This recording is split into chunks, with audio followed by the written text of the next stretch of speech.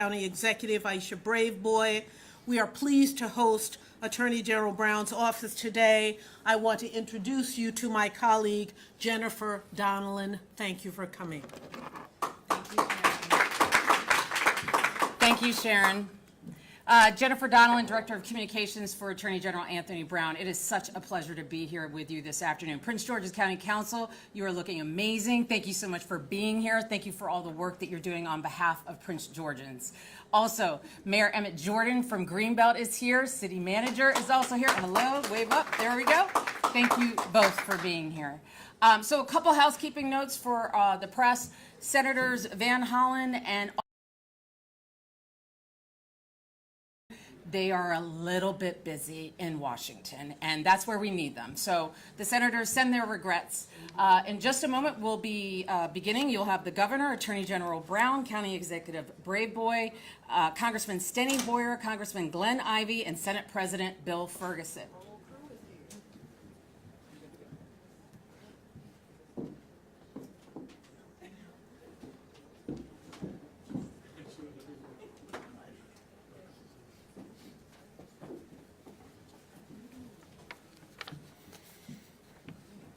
We'll flank around. You want to come on this side? You just kind of flank around. Yep. You want to come on the other side and just flank around? Yeah. I want to be to your right. I want to be to your right. You are, man. Well, good afternoon, everyone. We are here today to announce the lawsuit that the state of Maryland and Prince George's County are filing against the Trump administration for their unlawful efforts to divert funds away from and to undermine and prevent the FBI headquarters coming to Greenbelt, Maryland. So we're going to hear from the governor. We've got the lineup of speakers. Mr. Governor. Thank you so much. Thanks so much. Thanks so much. Good afternoon, everybody. First, I wanted to thank the Attorney General for his leadership, for his vision, and for his fight, especially now in this moment. Today is now day 37 of Donald Trump's federal government shutdown. And this now is the longest shutdown in American history. And right now, President Trump controls the White House. President Trump controls both chambers of Congress. And frankly, all he needs to do is pick up the phone to be able to make the deal and to get everyone back to work. All he needs to do is make a phone call so families don't have to go hungry. All he needs to do is make a phone call so that we have people who are not going to work and not being paid. All he needs to do is make a phone call to make sure we are not risking children losing food assistance and people losing their health care. But if there's one thing that we know about this president, is that he seemingly does not give a damn about public servants. And that's why this debate about the FBI building is so important and what it's all about. It's about our public servants. And the Attorney General is going to walk through all the legal reasoning behind the lawsuit. So I want to spend just a few minutes talking about what moving the FBI headquarters from Greenbelt to the Reagan building means for our public servants, for our law enforcement. Because the president's plan is not just illegal. Frankly, it just lacks common sense. And his foolishness will put our public servants in jeopardy. The big problem with the current FBI building is that it lacks the modern security provisions and protections that the Bureau needs in 2025. So to be frank, the building is too old, it is too small, and it is too exposed. So what then does the president do? He decides to move the FBI building to another building that is too old, too small, and too exposed. This is ridiculous. And frankly, it's the reason that we are all so frustrated, but why none of us are surprised. Because this is a president who has presided over the firing of agents who investigated the January 6th attack on the Capitol. This is an administration that's abruptly relocated senior agents and disbanded the Public Corruption Squad. Now, we know he's trying to shortchange the FBI by killing our plan for a new, modern, cutting-edge headquarters. But the president should be less focused on making sure that billionaires can have a nice stay in the Lincoln bedroom, and more focused on making sure that our FBI agents can do their jobs safely and securely.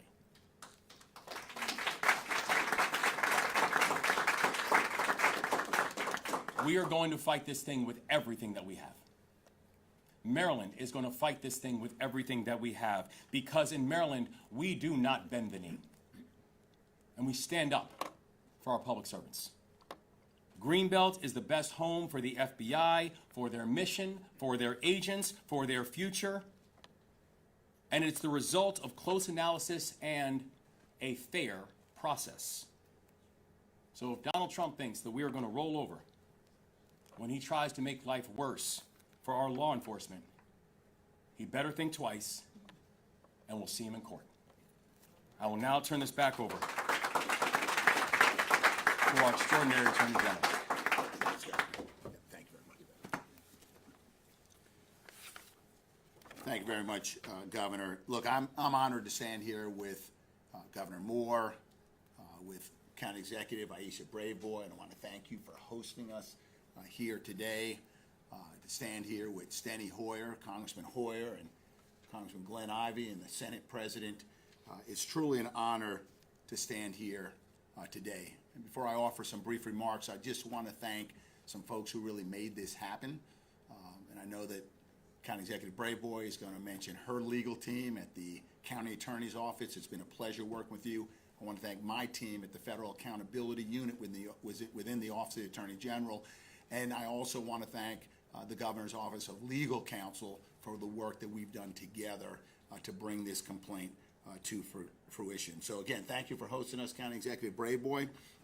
As I mentioned earlier, we are here to announce the Office of the Attorney General in Prince George's County. We are filing a lawsuit to stop the Trump administration's unlawful attempt to sabotage a new FBI headquarters project in Greenbelt. For more than a decade, Maryland worked alongside federal partners through a careful, transparent process to bring a new FBI headquarters building to Prince George's County. But in 2017, after President Trump took office, his administration canceled the entire project. Congress revived it in 2022 with new funding and a clear directive telling GSA to select a location from 3 sites, 2 in Maryland and 1 in Virginia. We followed every rule. We met every requirement, and 2 years ago in November of 2023, most of us here stood together then to announce that the federal government had selected Greenbelt as a site for this transformative project. Congress backed the decision. Between 2016 and 2024, Congress has appropriated over $1.1 billion specifically for this project. It wasn't just Congress who set aside money. Maryland and Prince George's County made extraordinary commitments to this project. The state pledged approximately $250 million for improvements to transportation infrastructure. Prince George's County pledged over $100 million in funding of its own. We did this because we expected our communities would benefit from high-paying jobs and transformative economic development opportunities. Marylanders were counting on this project. Prince George's County was counting on this project. Local businesses were counting on this project. We invested because the federal government said it was coming. Yet last month, President Trump said he would put a stop to this project, not last month, last March. He said that, and not allow the FBI to relocate to Maryland. But that's not how it works, Mr. President. When Congress passes a law and appropriates money for a specific purpose, the executive branch doesn't just ignore it because they don't like the outcome. But that's exactly what happened here. In July, the FBI and GSA announced they were abandoning Greenbelt and moving the headquarters to the Ronald Reagan Building in Washington, D.C. Congress had been clear. GSA was to choose among three locations, A, B, or C, and the Trump administration picked D. And that's as close as failure as you get. They provided no explanation for discarding years of planning, no consultations with Maryland as required by federal law.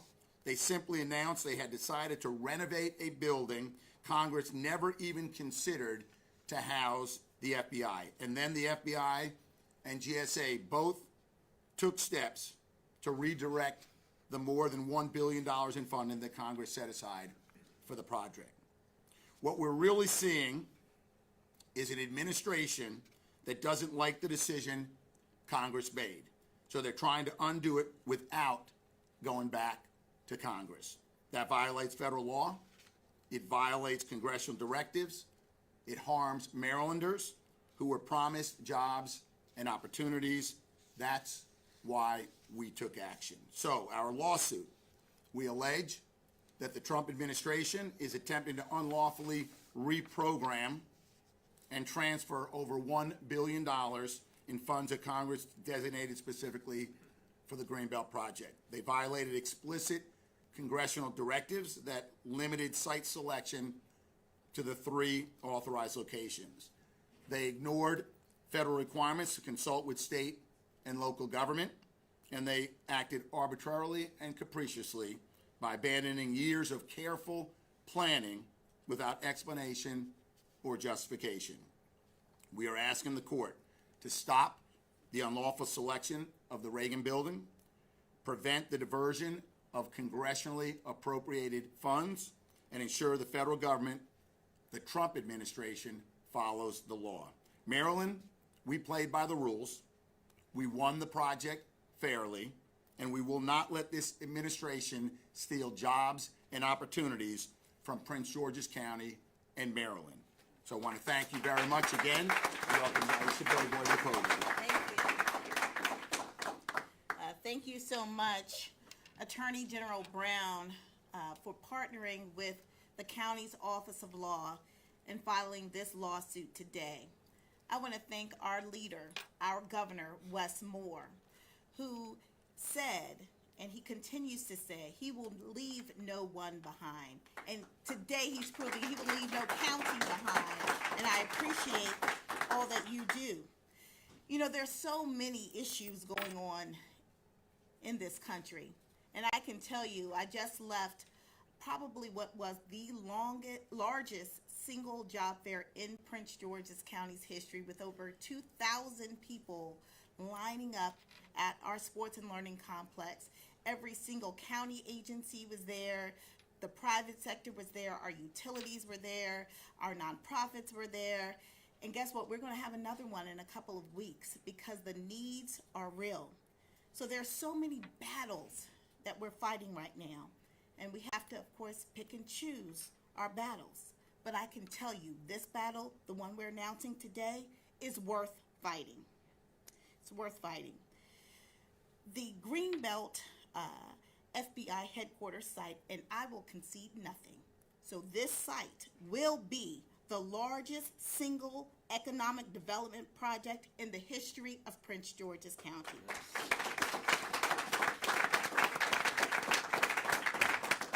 It will create over 7,500 jobs. It will add roughly $4 billion in economic benefits.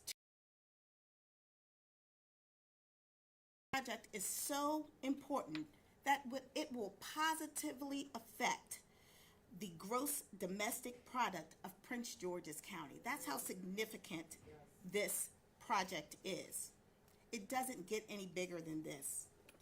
And we're not going to give something up. This, especially when we won this fair and square. You know, today you see Team Prince George's, not just on this stage, but in the audience. I see the mayor of Greenbelt, which will be the future site of the FBI headquarters. I see our county council led by our chair, Ed Burrows, here today. Strong. Your council members came out strong because we are all in this together. And I want to thank the members of my administration led by my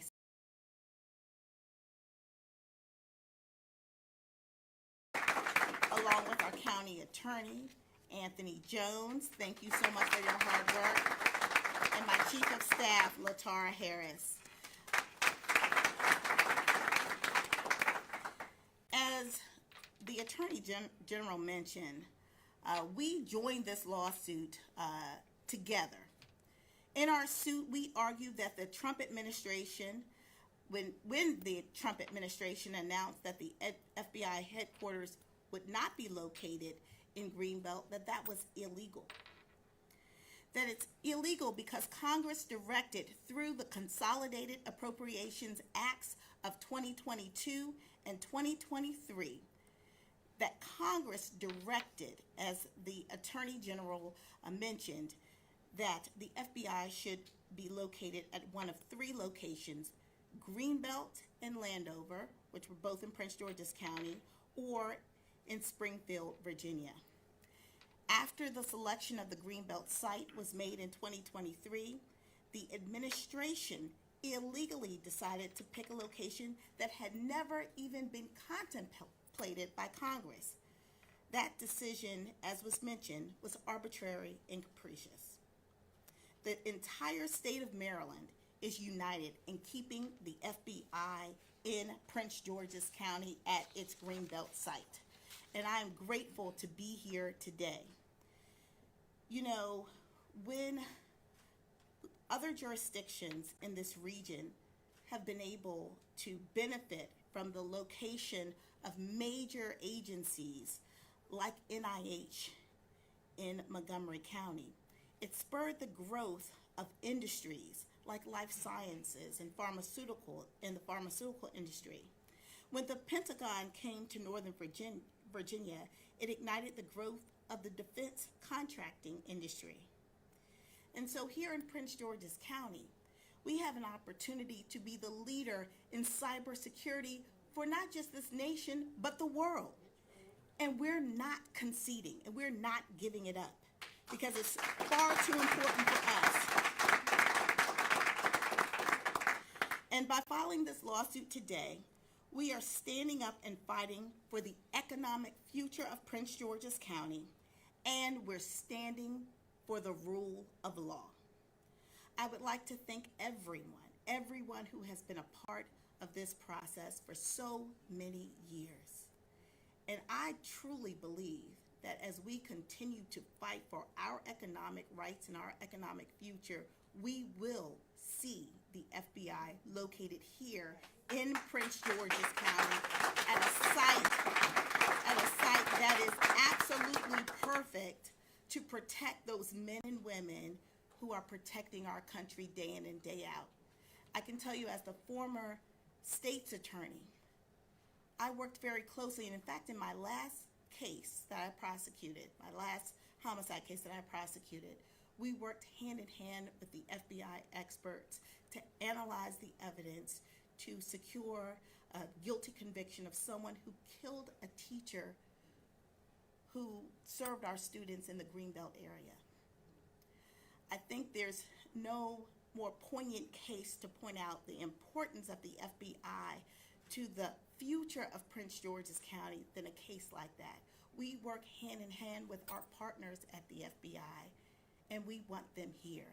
And we look forward to them making Prince George's County their home. Thank you. Oh, and now I will welcome a true warrior. Like if you're in a fight, you want this guy to be with you. And that is our congressman, and my congressman, Steny Hoyer.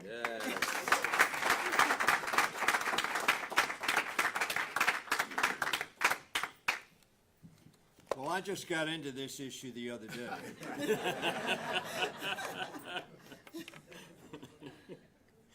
And before I talk about when I got into this issue, I want to talk about the fact that we need to open up the federal government of the people of the United States of America. The problem is, Democrats are negotiating with a group that does not want the government open. Just as Elon Musk with his chainsaw wanted to fire everybody. Russell Vogt, who is essentially the CFO of our country. He's called the OMB director, but he's the chief financial officer. He has said he wants the federal employees to be perceived as the villains. He wants the federal employees to be perceived so badly that when they wake up in the morning, they don't want to come to work.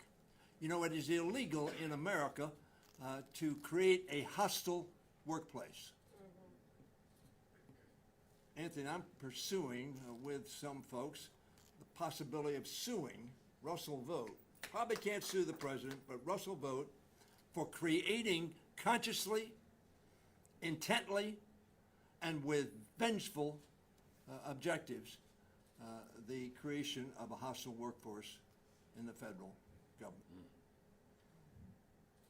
Now, what we are going to create here in Greenbelt, in Prince George's County, in the state of Maryland, is a safe workforce, a strategically housed workforce, a workforce that is consistent with the request that was made of me in 2009. I was the majority leader of the House of Representatives, and the director of the FBI came to my office and he sat down and he said, Stenny, this building in which we are housed is unsafe. 2009. This is 15 years later, 16 to be exact. The building was unsafe. There is not a Democrat or a Republican who has visited that building, including Kash Patel, who doesn't say it is an unsafe environment for our employees, or one could say a hostile environment. And Mr. Mueller said to me in 2009, we need a space somewhat like the CIA or NSA that is a large enough space so that we can insulate ourselves from terrorists, from people who would blow us up. And so they wanted a campus setting with at least 150-foot setback. I don't know how many of you have gone by the Reagan building. 15 feet or so, a little short. And so I said, Mr. Director, I agree with you. And we started this saga of transparency, of honesty, of consideration, of all the factors that would make our FBI the place where people could work in security and be the most effective for the American people in keeping the peace and keeping law and order. And we worked hard on that from 2009 to 2016. And we were getting close, that close. We were almost there to get it done. And Donald Trump intervened. Donald Trump intervened. And by the way, we're going to have to clear that site where it's located now on Pennsylvania Avenue. And by the way, right across the street was a hotel. Who was the proprietor of that hotel? Donald Trump. And so he canceled it. He didn't decide we're going to put it someplace else. He didn't decide we need to tear down this building because it's unsafe, Governor, for the people who work there. He simply canceled it. And so nothing was done for the next 4 years of a building that all Republicans and all Democrats who have been through it say is unsafe and unworthy, and the directors will say is unsuited to the way they do law enforcement today. And so we had another fight. We started in 21, and 22, and 23. And because of the transparency they've talked about, but mostly because of the suitability of the site to meet the needs and requests of the Federal Bureau of Investigation. That is why ultimately Greenbelt was, not for political reasons, but for suitability to the task that we have assigned to the Federal Bureau of Investigation. And now we're in a fight. Because the president, not related to any specific criteria or strategic decision making, but related more to his political bias. Hear me? His political bias. That he's decided to move it to a building totally unsuited, unplanned for, undesigned for the purposes of a major law enforcement agency. So we're going to win this suit, and we're going to win this battle. And that is why, and a lot of people were really invested in this decision, but that is why ultimately the GSA decided this is the place, the best place, from a cost standpoint, from a strategic standpoint, from a community standpoint, where the Prince George's community was a welcoming community. Mr. Mayor, I thank you and Greenbelt for their efforts. I want to mention County Executive also Brooks, and I want to mention Larry Hogan, the governor. The governor said to all his Republican colleagues, some of which he's friendly with, some not, this is the best site for the FBI. This was a bipartisan decision going forward that has been turned into a petty, inappropriate, small bore decision for punitive purposes. Not just against Prince George's County, but against the FBI. Against the FBI. So I am hopeful that this suit will prevail. I believe it will prevail. The Congress has decided.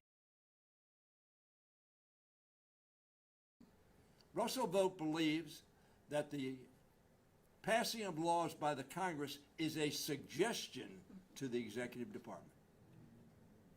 And if they want to follow it, they can. If they don't, they won't, because he believes Article 2 of the Constitution of the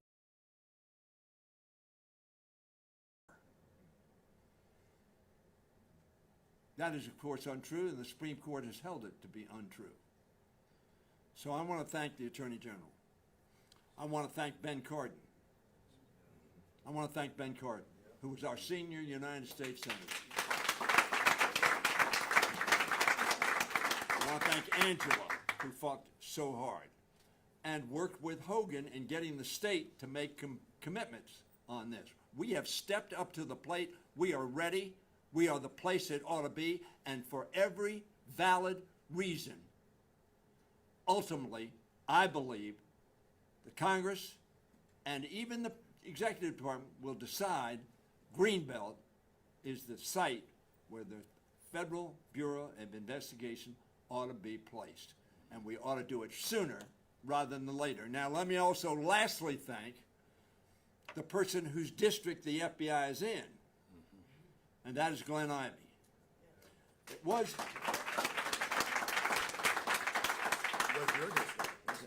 my district. It was Anthony's district. It's been all over.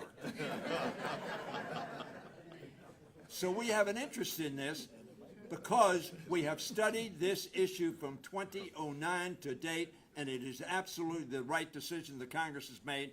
Put it in Greenbelt and do it now. A long time ago,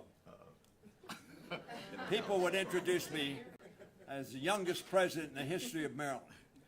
The problem with that introduction, that it was so long ago that I was the youngest anything. But close to me as the youngest president is my good friend Bill Ferguson. he's President. giving me. Oh, Glenn Ivy's here. I ain't had that job yet, so.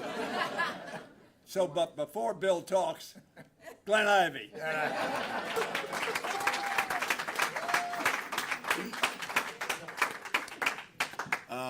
Let's hear it for Steny Hoyer. I think he's, the longevity on this issue is there, but I mean, he's been in Congress over 40 years. 45? Oh, but who's counting, right? And he did an outstanding job. I think he was the best majority leader the House of Representatives has ever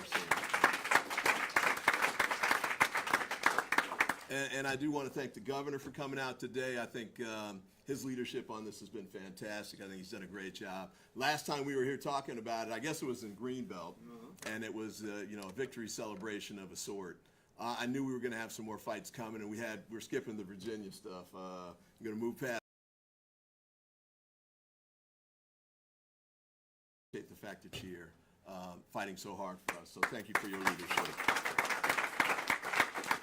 Now, I heard that we were doing a press event on something unrelated, and a reporter called. President Trump just said he's going to send a tweet, going to move the FBI somewhere else. And I was like, I don't care what he says in the tweet. And by the way, he's going to hear from our lawyer, and our lawyer's going to kick his butt. Anthony Brown, thank you so much for the great work that you're doing on this. I do want to mention, too, Chris Van Hollen. Pitch to GSA, he handled a key part of that aspect of it. He really tracked the funding issue because the United States is wasting a lot of money by dragging its feet on getting this done. I forget what the exact number is, but it's tens of millions per year. Every year we delay doing this, it's costing the American people money. And 250 million. And the fact that Trump is doing this for political reasons for the second time around, I think is, insult to injury, in addition to all the other things he's doing to waste government taxpayer money, the $300 million ballroom, and, we could go through all of those things, but it's really sad that he's exploiting the office in this way and wasting taxpayer dollars to such an extent. And I did want to thank County Executive Brayboy as well for the great job that she's been doing. I'll reintroduce the Senate President in a moment.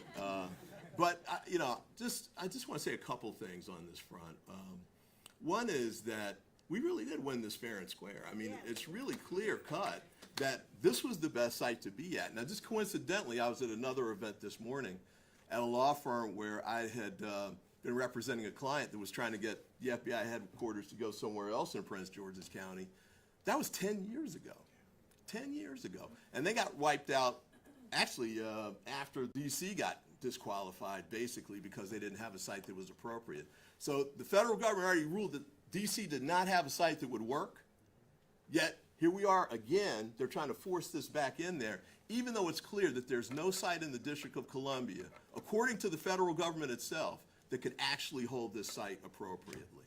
We need a site that's going to be like the CIA headquarters. If you've ever been out there around, it's a perimeter area. That's NSA especially is just like that too. There's no place where you can do that in Washington, D.C. Greenbelt is the site. Greenbelt's where it should be. It's safest for the people who work for the FBI. It's the best place for the United States, and it's the best expenditure of the tax dollars. So I really think we'll win again. There's a number of reasons that we alluded to this, and that's cybersecurity. One of the things that we really have at that site that you don't have in other places is that we've got a strong nucleus for cybersecurity innovation right there. It's partly northern Prince George's County, but also in other parts of Maryland. But you've got NSA right there. You've got University of Maryland. It's doing a lot of great work with it.